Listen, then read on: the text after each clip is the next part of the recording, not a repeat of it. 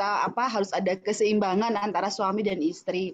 Mungkin Bapak bisa memberi tips bagaimana supaya ada keseimbangan itu jika suami doktor, istrinya hanya S1, Pak. Barangkali ada tips gitu supaya nggak terlalu jauh bedanya gitu. Terima kasih. Ini bukan curhat kan? Ya, jadi begini, kan dulu kita pacaran ya kan, sama-sama di ITB atau kalau saya sama-sama IPB, pasti kita seimbang lah gitu ya. Tiba-tiba kan, tapi masih mending ya kalau bapaknya ngambil S2, S3, ibunya tetap tertinggal S1. Yang bahaya itu kalau ibunya yang kuliah lagi, bapaknya nggak kuliah lagi, repot karena suami kan kepala keluarga, lebih pinter, lebih bagus supaya istrinya menghormati suami. Yang repot kalau suami istri kadang-kadang sama-sama S1 gitu. Memang asik, teman bicara yang asik, teman hidup yang sepadan. Tapi kalau sama-sama pinter, biasanya sama-sama ngotot dan istri kurang hormat sama suami. Kalau generasi baby boomer dulu, 50 tahun yang lalu, kakek kita dulu gitu ya, ibunya nggak sekolah, ibunya nggak kerja, suaminya pinter, istri hormat, tunduk suami, itu gampang sekali. Tapi generasi kita ini di mana suami istri sama-sama pinter. Kita asik teman bicara, tapi mungkin istri kurang tunduk. Nah, makanya kalau suaminya yang magister doktor, bagi saya sebenarnya nggak masalah, gitu ya. Asal jangan si doktornya lalu jadi karena pinter terus bodoh-bodohin istrinya, gitu ya. Pak, bukan bodoh-bodohi, Pak. Kenyataannya memang bodoh bener, Pak. Diajak ngomong nggak nyambung-nyambung, ya, Pak, gitu ya. Itu namanya konsekuensi pernikahan. Jadi jangan bapak-bapak di sini ya, bukan cuma yang bertanya ya. Ada yang berkata, Pak Jarot, istri saya itu benar-benar tapi bodohnya polo, Pak. Bodoh sekali, Pak. Sama-sama S1, Pak, tapi bodohnya minta ampun, Pak. Saya sering tanya balik, Pak, waktu Bapak cari pacar dulu, Bapak cari yang cantik dan seksi atau cari yang pinter? Jujur. Kalau Bapak cari yang cantik, dapatnya bodoh, itu nggak salah pilih. Karena emang dia cantik, rajin dandan, nggak pernah kuliah.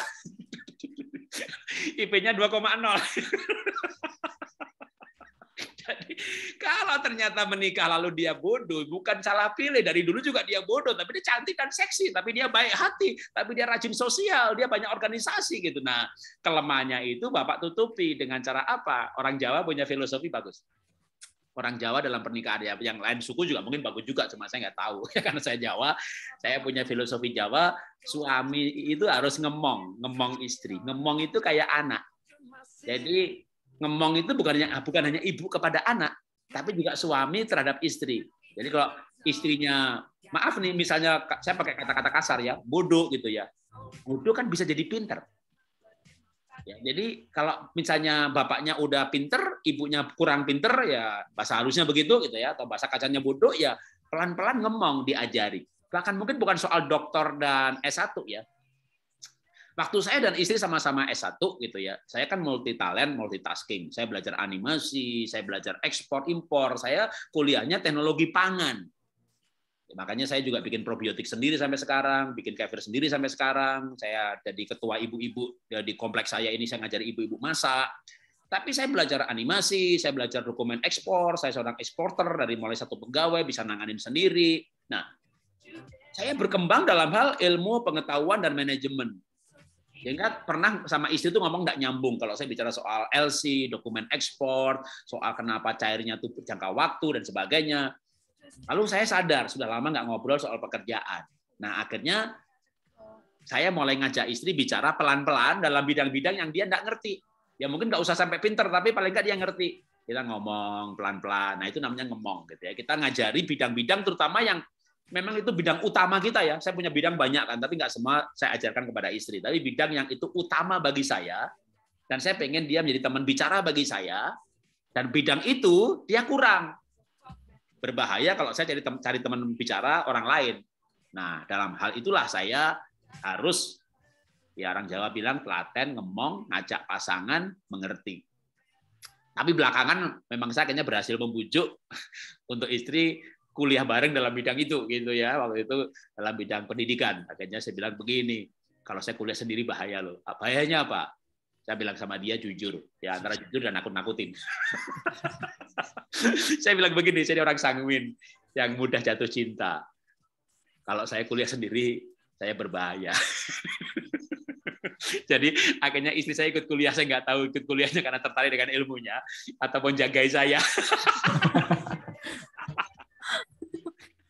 Tapi ya singkat cerita itu yang membuat kami akhirnya bisa menikmati kebersamaan dan kesepadanan. Tapi sekali lagi kalau suami istri sepadan kadang ada risikonya kayak jujur ya misalnya kok rasanya kurang hormat. Tapi kan memang nggak bisa dua-duanya ya. Pilih istri yang menghormati atau yang teman bicara yang baik. Kalau teman bicara yang baik sepadan, bikin dia pinter. Kalau pengen dia hormat, nggak usah bikin dia pinter, dia akan hormat sama Bapak. Hormat dan nurut. Kalau yang secara jahat ada yang berkata begini, Pak, istri biar bodoh aja, kenapa? Biar kita bisa bodoh, biar bisa kita akalin. Tapi menurut saya itu tidak harmonis ya, tidak harmonis kalau kita punya niat pasangan biar bodoh aja, biar bisa diakalin gitu. Nah, jadi menurut saya enggak ya.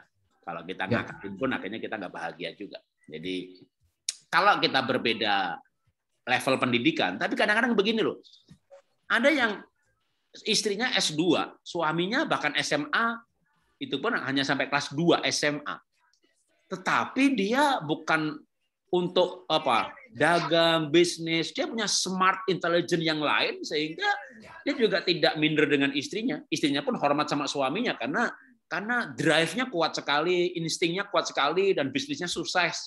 Jadi menurut saya kecerdasan akademik hanya salah satu dari kecerdasan yang bisa dibanggakan. Ada masih banyak kecerdasan yang lain, tapi yang pasti suami istri harus bersyukur dan bangga dengan dirinya dan punya sesuatu yang dibanggakan, yang membuat dia bahagia yang ada di dalam dirinya. Seandainya misalnya seorang istri yang secara akademis S1, tapi kan dia punya hal-hal yang lain yang bisa dibanggakan atau yang membuat suaminya tetap mencintai dia, ya, kebaikan hati misalnya. Suaminya dokter, ketemu temannya wanita lain yang pinter-pinter gitu, tapi saking pinternya kan nggak nurut. Si bapak yang dokter ini ngelihat suami istri yang lain yang sama-sama dokter berantem terus, aduh syukur deh istri saya nggak kuliah. Jadi udah bagus Pak istrinya nggak kuliah lagi gitu ya, daripada berantem kayak sebelah tuh gitu. Tapi kalau dua-duanya dokter tapi kayak saya pergi berdua jadi pembicara bersama, waduh, daripada saya bilang panitia, Pak kalau Bapak jadi pembicara berapa sekian, mau duet nggak? Saya berdua sama istri pembicara, oh boleh Pak, ya tarifnya double. Wah, tapi kan lebih seru gitu kan. Waduh, nanya begini menurut Ibu bagaimana? Kalau ini Bapak bagaimana? Kadang-kadang saya bicara double gitu ya. Cuma pembicaranya 2 dokter beda loh tarifnya.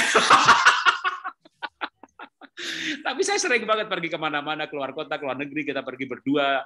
Atau memang kadang-kadang panitia mau panggil 2 pembicara. Saya tawarin, daripada Bapak panggil 2 pembicara, ya kita aja berdua gitu. Apalagi keluar negeri. Daripada dia panggil pembicara yang lain gitu ya, saya ngajak istri, akhirnya dia sediakan cuma 1 tiket buat pembicara. Berarti saya bayar istri saya. Gitu. Tapi kalau kita berdua jadi pembicara, bro, kita keliling dunia ini. Bapak Ibu lihat Instagram saya yang lama dihack ya. Kita keliling dunia, lebih 40 negara kita kunjungin. Boleh dikatakan kita nggak pernah beli tiket. Karena saya sama istri selalu dibayari berdua, karena kita sama-sama dokter yang kita bisa jadi pembicara berdua. Nah, memang ada plus minusnya ya.